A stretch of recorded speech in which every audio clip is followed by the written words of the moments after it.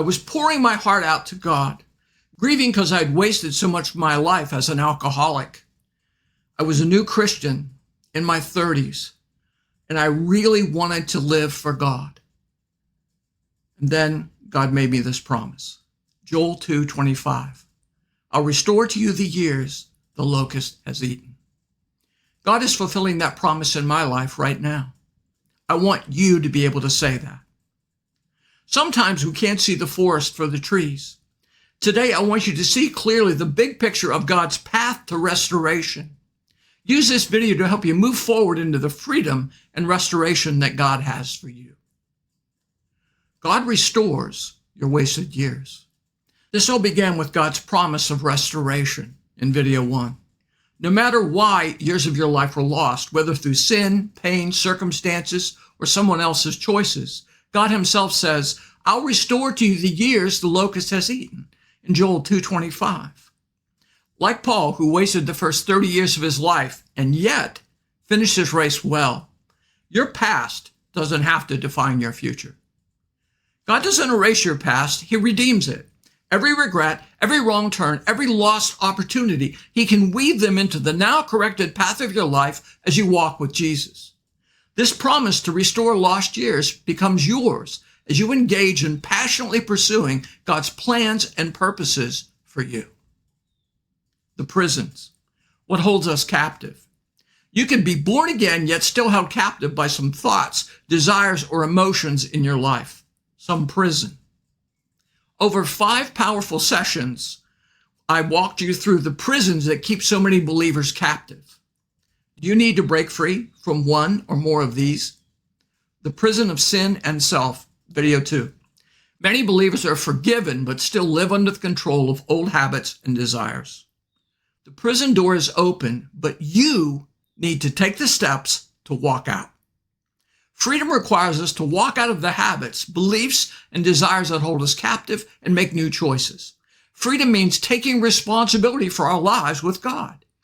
As you take steps, Holy Spirit will empower you to walk out of the prison of sin and self. So if the Son sets you free, you will be truly free. John 8:36. The prison of passivity, video 3. Maybe you felt your heart grow cold. You used to pray. You used to serve, but now you drift. God hasn't left you. He's waiting for you to rekindle the flame. All it takes is one spark of obedience, one act of love, and his fire can burst into flame in you again. Romans 12:11. Never be lacking in zeal, but keep your spiritual fervor serving the Lord. The prison of grief, loss, and defeat, video 4. Maybe you've buried a child, or watched a dream collapse, or carried the shame of failure you can't undo. Those wounds are hard to recover from. But the truth is, God restores.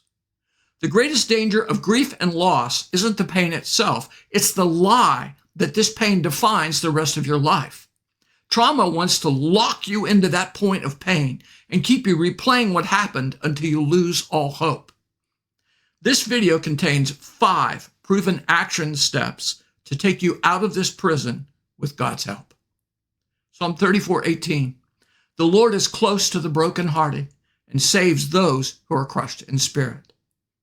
The prison of religion, legalism, and judgment, video 5. When relationship with God fades, religion rushes in. Legalism and a judgmental spirit soon follow.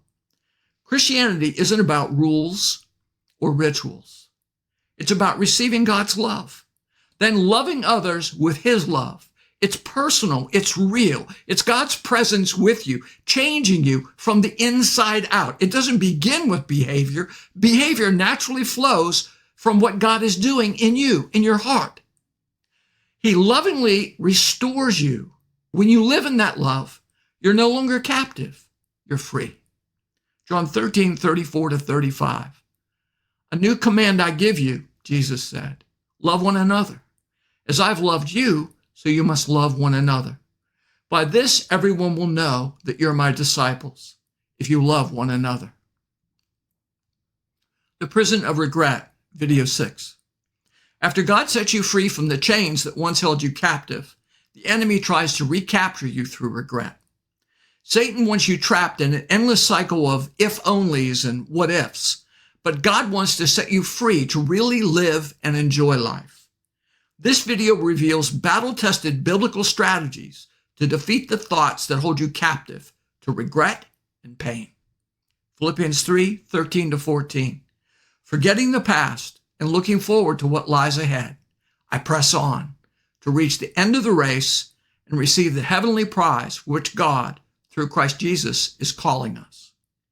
Regret always looks backward. Restoration only moves forward. The process, being restored. This is the turning point. Video 7 asks the question, what if I've really messed up my life? And you hear God say, I can redeem anything. No one is beyond God's love. No one is too far gone, and it's never too late for you. You discover how your failures can become the very places that God brings breakthrough. Video 8. God delights in turning our greatest weakness into areas where we can help others. And you need to step into a secure identity in Christ. Video 9. Satan knows if he can confuse your identity, he can control your destiny. If you believe you're worthless, you'll live small. If you believe you're still guilty, you'll never walk free. But when you know who you are in Christ, you'll be able to live from that new identity. These are the moments where your story shifts from regret to redemption, from shame to strength, from confusion to clarity. Therefore, if anyone is in Christ, he's a new creation. Old things have passed away. Behold, all things have become new. 2 Corinthians 5:17. The commission, living restored. God doesn't just restore our years so we can feel better about ourselves. He wants that, of course, but he has more in store for us. He restores us so we can live fully for him today. The 3 great purposes of your life in Christ are revealed in video 10. To know God, to love others, and to influence the world God placed you in. Now you must live free from condemnation, guilt, or shame, Satan's weapons to disable your faith and derail your destiny. See video 11. So now the case is closed. There remains no accusing voice of condemnation for those who are joined in life union with Christ Jesus. Romans 8:1. This is where restoration turns outward. It's no longer defined by what was lost in the past, but the mission and identity you now carry that will take you into your future, into the plans and purposes that God has for you. He has amazing plans for your life, and this is how you walk in them. The call, finish well. Now the question becomes, how will you finish? Paul, who wasted decades and actually became Christ's enemy, could still say at the end of his life, I've fought the good fight. I've finished the race, and I've remained faithful. And now the prize awaits me, the crown of righteousness, which the Lord, the righteous judge, will give me on the day of his return. 2 Timothy 4:7-8. That same finish line stands before you. This journey has never been just about healing your past. It's about you becoming who God created you to be, and then doing the very specific things that God has planned for you to do before you were ever born. And then for you to go to heaven and stand before Jesus and one day hear him say, well done, good and faithful servant. Come and share your master's happiness. Matthew 25:23. Most people want change, but very few actually take daily steps to walk into their destiny. God's made the promise to restore your wasted years. He will empower your restoration, but only you can walk it out. Begin today. Choose one small intentional action you'll take every day for the next 30 days to walk out your restoration journey. It could be going back through these videos and walking through the process step by step as God leads, or setting aside time to renew your mind with God's word first thing every morning. Maybe it's speaking truth, speaking God's word of an area where lies have held you captive. It could be replacing one passive habit with an act of love or obedience. or even taking one practical step toward the purpose God has called you to. Whatever it is, choose it now. Write that commitment down. Put it somewhere where you'll see it. Make it part of your daily routine. And then journal what God does as you faithfully do this one thing. This is where your journey truly begins. Restoration doesn't happen in one moment.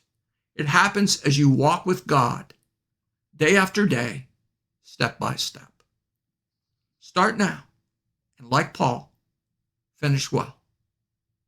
This is the final video in the 12-video series, God Restores Your Wasted Years. I hope this video has blessed you, and more importantly, I hope that this series has changed your life. If it has, please tell me in the comments. Until next time, God bless.